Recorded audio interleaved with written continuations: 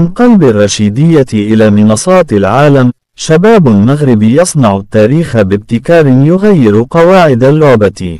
Faculty of Science and Techniques of Rashidiyya, Moulay Ismail University, Morocco. Congratulations.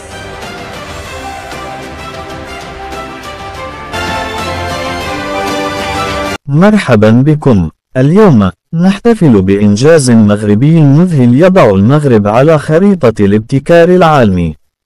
فريق نوفر أوت أوف ذا بوكس من كلية العلوم والتقنيات بالرشيدية من جامعة مولاي إسماعيل فاز بالجائزة الكبرى في مسار الابتكار بمسابقة هواوي ICT كومبيتيشن 2024 إلى 2025 في شينزن بالصين.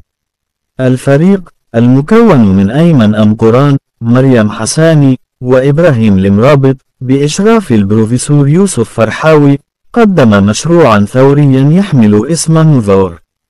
هذا المشروع عبارة عن منصة رقمية تعتمد على الذكاء الاصطناعي لتحسين إدارة المؤسسات الصحية من خلال تحليل تنبؤي يساعد على توزيع الموارد بكفاءة وتخفيف الأعباء الإدارية، مما يعزز جودة الخدمات الطبية للمرضى. هذا الفوز ليس مجرد جائزة، بل دليل على قدرات الشباب المغربي في منافسة عالمية تضم ألمع العقول.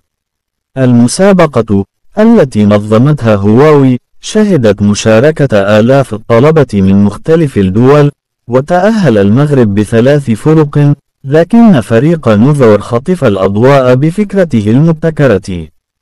هذا الإنجاز يعكس نجاح الشراكة بين هواوي ووزارة التعليم العالي المغربية، خاصة من خلال مبادرة كود 212 التي دربت أكثر من 3000 طالب على مهارات رقمية متقدمة.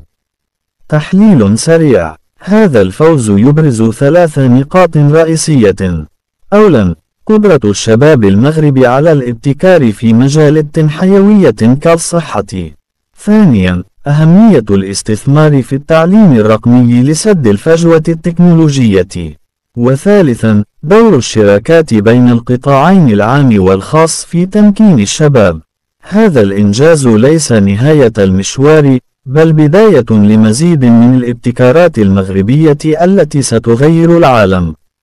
شكراً لمتابعتكم.